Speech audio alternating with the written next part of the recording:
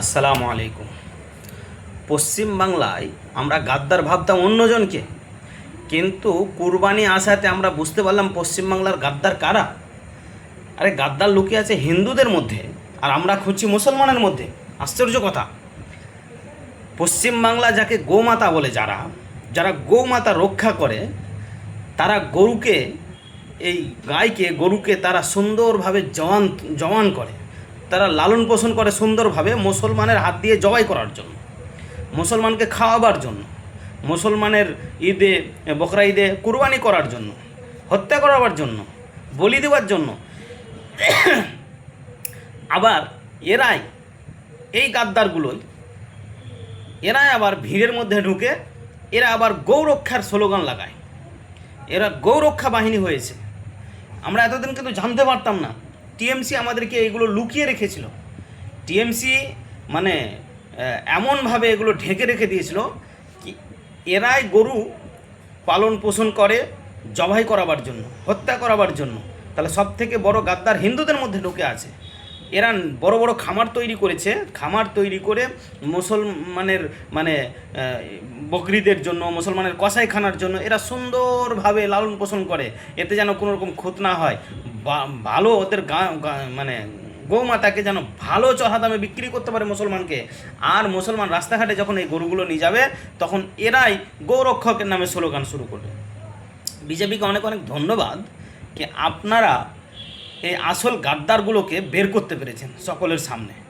বড় বড় খামারে এই সব মানুষগুলো দেখতে পাচ্ছেন চেহারাগুলো, এই সব মানুষগুলো গরু পালন করে পুষে, আর মুসলমানের কাছে এরা চড়া দামে বিক্রি করে। আমরা তো জানতে পারতাম না কি তোমার মাকে তুমি সুন্দরভাবে লালন পালন করছো, করার পরে তুমি মুসলমানকে দিচ্ছ কি তুমি জবাই করো। কেন তুমি জবাই করতে পারবা না? তুমি কাটতে পারবা না কেন? তোমার মাকে তুমি লালন করছো, আমাদেরকে জবাই করতে দিচ্ছ, পয়সা নিচ্ছ তার বদলে আমাদের কাছ থেকে। এইটা কিন্তু অপরাধ ছিল। আমরা লালন পালন করবো না, আমরা জবাই করবো, যেহেতু আমরা ওকে মা মনে করি না, আমরা পশু মনে করি। হ্যাঁ, তাহলে আমরা করব। সরকার এখন এটাকে মানে এই গৌরক্ষকের কথা শুনে মুসলমানকে বলছে তোমরা জবাই করতে পারবে না। তো ঠিক আছে, আমরা মেনে নিলাম, কিন্তু তুমি কেন বিক্রি করবে আমাদের কাছে?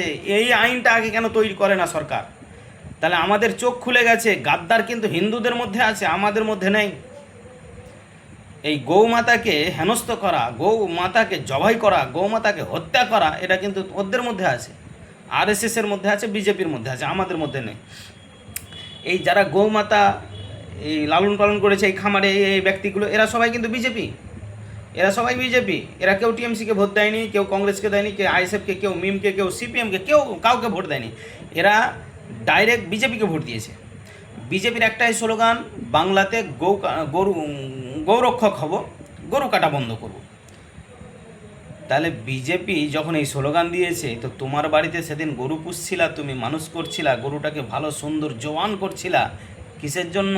কাটার জন্য। তুমি স্লোগান দিছো কানটাতে, আর ঘরের ভিতরে গরু মানে মানুষ করছো কাটার জন্য। তাহলে গাদ্দার তো তুমি ভাই, গাদ্দার তো আমাদের মধ্যে নেই, তোমাদের মধ্যে আছে। শুধরোতে গেলে তোমাদেরকে আগে শুধরোতে হবে। তাহলে বড় গাদ্দার বিজেপির মধ্যেই ঢুকে আছে।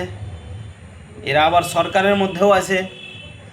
এরা আবার সরকারকে মানে সরকার গঠিতে সাহায্য করেছে, সরকার বানাবার জন্য, তৈরি করার জন্য সহযোগিতাও করেছে সরকারকে।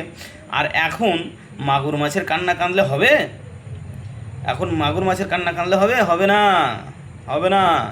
মুসলমান স্লোগান দেবে কি গরুকে তুমি রাষ্ট্র পশু ঘোষণা করো, আইনতভাবে ওই মুখে বলবা, আর বাড়িতে গরু পুষবা, মুসলমানের দরজায় এসে বিক্রি করবা, এটা হবে না, এ মানা যাবে না। ডাইরেক্ট গরুকে তুমি রাষ্ট্র ঘোষণা করো, প্রয়োজন নেই আমাদের গরু খাবো। আমরা তো হচ্ছি কুরবানি দেনেওয়ালা, আমরা তো ত্যাগ করি, কুরবানি দিই।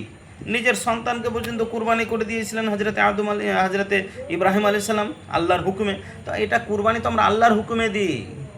আর আল্লাহ কোনো মানুষের উপরে জোর জবরদস্তি কিছু চাপিয়ে দেয় না। যদি কেউ অসহায় হয়, ওই ব্যক্তিকে কুরবানি করতে নিষেধ করেছে আল্লাহ।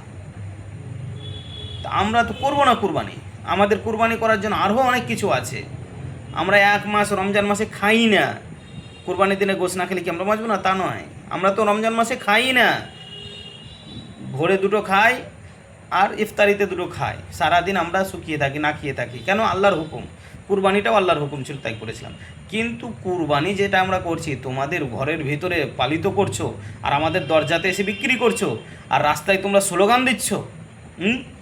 গাদ্দারি, দেশের প্রতি গাদ্দারি, আতঙ্কবাদী, দেশদ্রোহী তো তোমাকেই বলা যায়, তোমরাই, আরএসএস, বিজেপি, এরাই।